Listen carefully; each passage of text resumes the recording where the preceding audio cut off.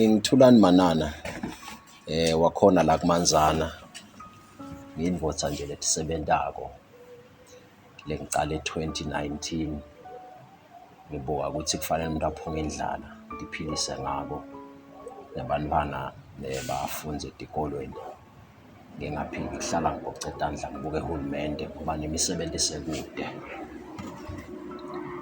Balibona ucondze ukusitshela ukuthi lo msebenzi wakho wokulima idatha namuhla naphila ngawo aphinde afundise abantwana umsebenzi ocalwe nguye ngetandla takhe. Kunjalo kuke kwasebenteka from 2019, 2020, 21 ngakhona nekuthenga emaphayiphi kokulungu njengoba nje ubonile lapha engadzini kunisela kude iloni la ngaya khona.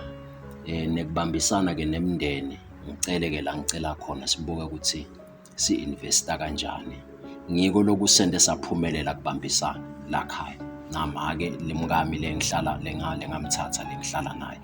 Khona ke la toha khona yena sihlanganise konke ke sifundise abantwana nangabe kufanele ngithenge indoda yasekhaya ngale ke kuleli chamuke emholweni khona sesibhadalela abantwana esikoleni. And nesikole phela kusiko ema-secondary nema-primary ma-tertiary. One nje useBotswana ngehluleka kuthola isikole, sehluleka kuthola scholarship. Sikonke sikushaya ekhikhini. Lo msebenzi lona nje uyasisita impela. Ukuthi sikhone kuvala tikhala nendlala abantwana bangalambi. Manje Baba Manana uthengisa kuphi? Unemakethe edolobheni la thengisa khona. Usebenza kanjani Baba Manana? Imakethe uyithola kanjani? Yini nje lekugcina ukuthi uthathekile kwenta lokho?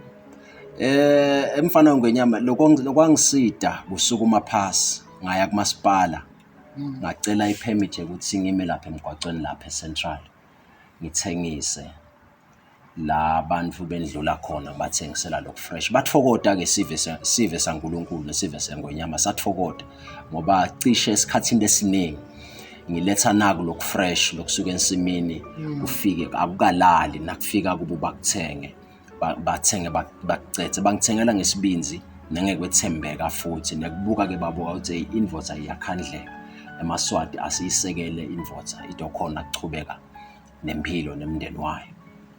Ama-challenges lohlangana nawo nje Baba Manana usenta lo msebenzi wakho lo wendawo. Lema-challenges lengidibana nawo nyalo imali sekudurile nathi letinto lesiticuphako lotfola siboma-carrots, bomazambane, bo-anyanisi nanabo peppers nje amatamatisi setishaya ensanyeni.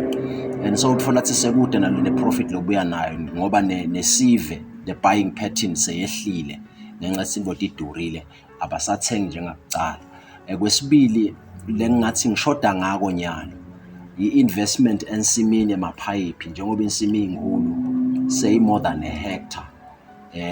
Ngisatosukuma-ke ngiyodama kuhulumende ukuthi angiside kulesikhwama tengwenyama letikhona labatibalile ukuthi singakhona lesingasidakala khona kuze ukuthi ngito-maximize i-produce yami ngitonciphisa lokuthi ngihambe ngiyocupha.